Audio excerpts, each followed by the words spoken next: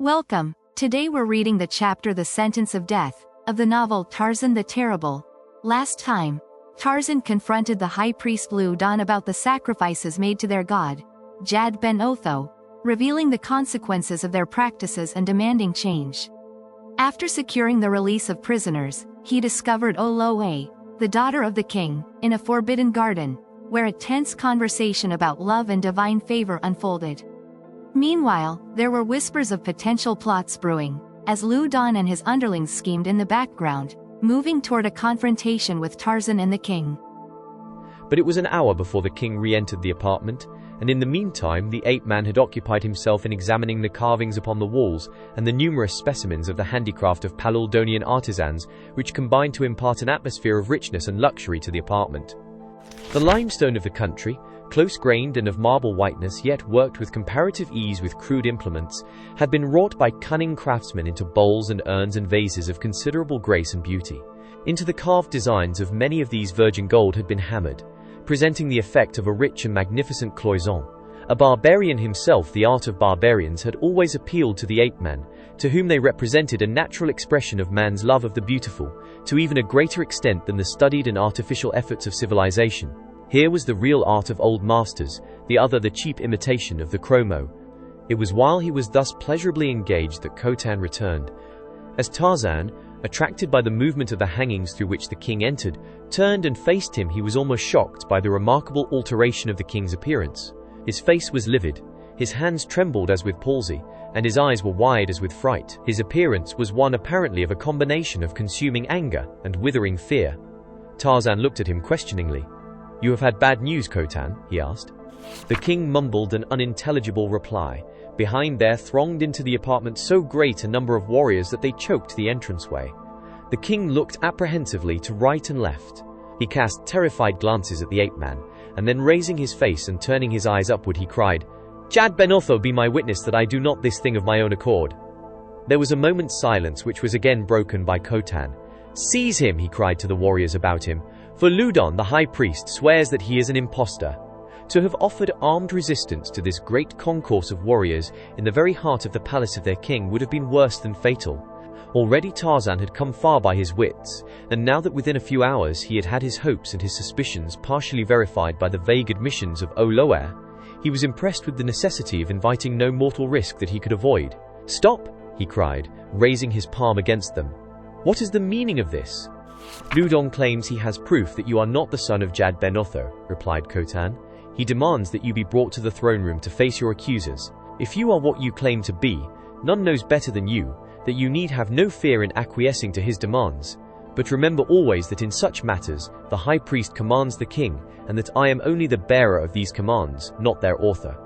Tarzan saw that Khotan was not entirely convinced of his duplicity, as was evidenced by his palpable design to play safe. "Let not your warriors seize me," he said to Khotan, "lest Jad Ben Otho, mistaking their intention, strike them dead." The effect of his words was immediate upon the men in the front rank of those who faced him, each seeming suddenly to acquire a new modesty that compelled him to self-effacement behind those directly in his rear, a modesty that became rapidly contagious. The ape-man smiled. "Fear not," he said. "I will go willingly to the audience chamber to face the blasphemers who accuse me." Arrived at the great throne room, a new complication arose. Khotan would not acknowledge the right of Loudon to occupy the apex of the pyramid, and Loudon would not consent to occupying an inferior position, while Tarzan, to remain consistent with his high claims, insisted that no one should stand above him, but only to the ape-man was the humor of the situation apparent. To relieve the situation, Jadon suggested that all three of them occupy the throne, but this suggestion was repudiated by Khotan, who argued that no mortal other than a king of Paludon had ever sat upon the high eminence, and that furthermore there was not room for three there. "But who," said Tarzan, "is my accuser and who is my judge?" "Loudon is your accuser," explained Khotan. "And Loudon is your judge," cried the high priest. "I am to be judged by him who accuses me then," said Tarzan. "It were better to dispense then with any formalities, and ask Loudon to sentence me." His tone was ironical, and his sneering face, looking straight into that of the high priest, but caused the latter's hatred to rise to still greater proportions. It was evident that Khotan and his warriors saw the justice of Tarzan's implied objection to this unfair method of dispensing justice. "Only Khotan can judge in the throne room of his palace," said Jadon. Let him hear Loudon's charges and the testimony of his witnesses, and then let Khotan's judgment be final. Khotan, however, was not particularly enthusiastic over the prospect of sitting in trial upon one who might after all very possibly be the son of his god, and so he temporized, seeking for an avenue of escape. "It is purely a religious matter," he said, "and it is traditional that the kings of Palul Don interfere not in questions of the church." "Then let the trial be held in the temple," cried one of the chiefs, for the warriors were as anxious as their king to be relieved of all responsibility in the matter. This suggestion was more than satisfactory to the high priest, who inwardly condemned himself for not having thought of it before. "It is true," he said, "this man's sin is against the temple. Let him be dragged thither then for trial." "The son of Jad ben Otho will be dragged nowhere," cried Tarzan. "But when this trial is over, it is possible that the corpse of Loudon, the high priest, will be dragged from the temple of the god he would desecrate. Think well then, Loudon, before you commit this folly." His words, intended to frighten the high priest from his position, failed utterly in consummating their purpose. Loudon showed no terror at the suggestion the ape-man's words implied. "Here is one," thought Tarzan, "who, knowing more of his religion than any of his fellows, realizes fully the falsity of my claims, as he does the falsity of the faith he preaches."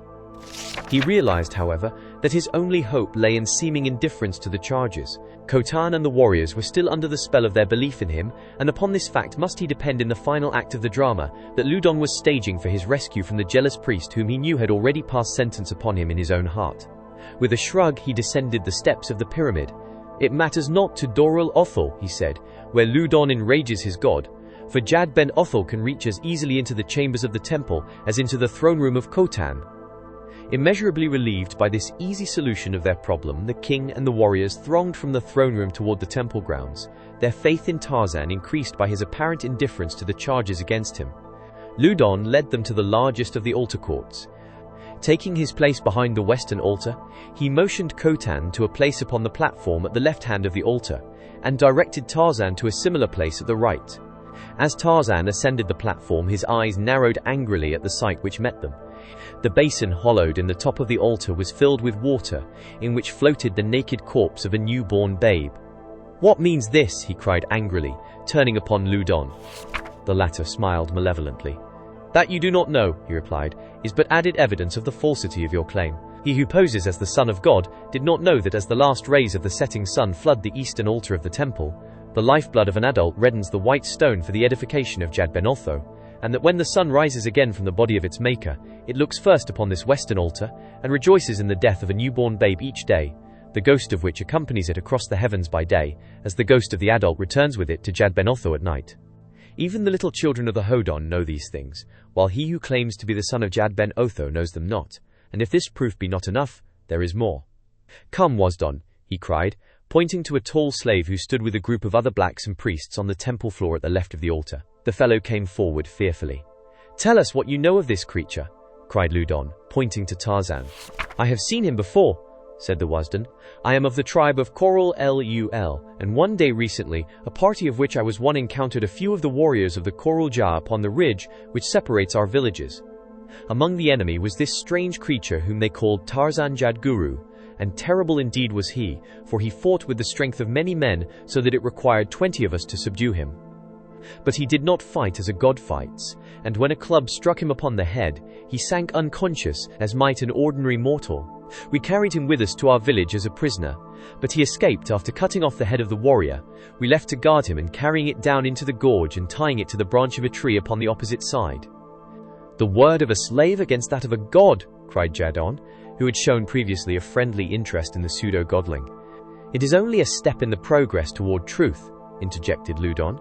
"Possibly the evidence of the only princess of the house of Khotan will have greater weight with the great chief from the north, though the father of a son who fled the holy offer of the priesthood may not receive with willing ears any testimony against another blasphemer."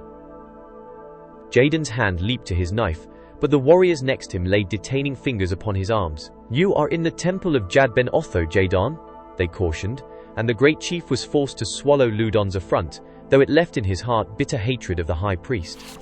And now Khotan turned toward Loudon. "What knoweth my daughter of this matter?" he asked. "You would not bring a princess of my house to testify thus publicly?" "No," replied Loudon, "not in person, but I have here one who will testify for her." He beckoned to an under-priest. "Fetch the slave of the princess," he said. his grotesque headdress adding a touch of the hideous to the scene. The priest stepped forward, dragging the reluctant Panat by the wrist. "The Princess Oloa was alone in the Forbidden Garden with but this one slave," explained the priest, "when there suddenly appeared from the foliage nearby this creature who claims to be the Doral Otho. When the slave saw him, the princess says that she cried aloud in startled recognition and called the creature by name, Tarzan Jadguru, the same name that the slave from Korul Lul gave him. This woman is not from Korul Lul, but from Korul Ja, the very tribe with which the Korul Lul says the creature was associating when he first saw him. And further, the princess said that when this woman, whose name is Panat was brought to her yesterday, she told a strange story of having been rescued from a Toradon in the Coral Griff by a creature such as this, whom she spoke of then as Tarzan Jadguru, and of how the two were pursued in the bottom of the gorge by two monster griffs, and of how the man led them away while Panat escaped, only to be taken prisoner in the Coral Lul as she was seeking to return to her own tribe." "Is it not plain now," cried Ludon, "that this creature is no god? Did he tell you that he was the son of God?" he almost shouted, turning suddenly upon Panat. The girl shrank back terrified. "Answer me, slave!" cried the high priest. "He seemed more than mortal," parried Panat. "Did he tell you that he was the son of God? Answer my question," insisted Ludon. "No," she admitted in a low voice, casting an appealing look of forgiveness at Tarzan, who returned a smile of encouragement and friendship. "That is no proof that he is not the son of God," cried Jadon. "Dost think Jad Ben Utho goes about crying, 'I am God, I am God'? Hast ever heard him, Ludon? No, you have not. Why should his son do that which the father does not do?" "Enough," cried Ludon. "The evidence is clear. The creature is an impostor, and I, the head priest of Jad Ben Otho in the city of Allur, do condemn him to die."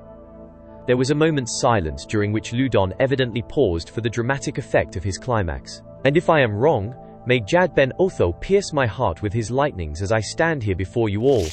The lapping of the wavelets of the lake against the foot of the palace wall was distinctly audible in the utter and almost breathless silence which ensued.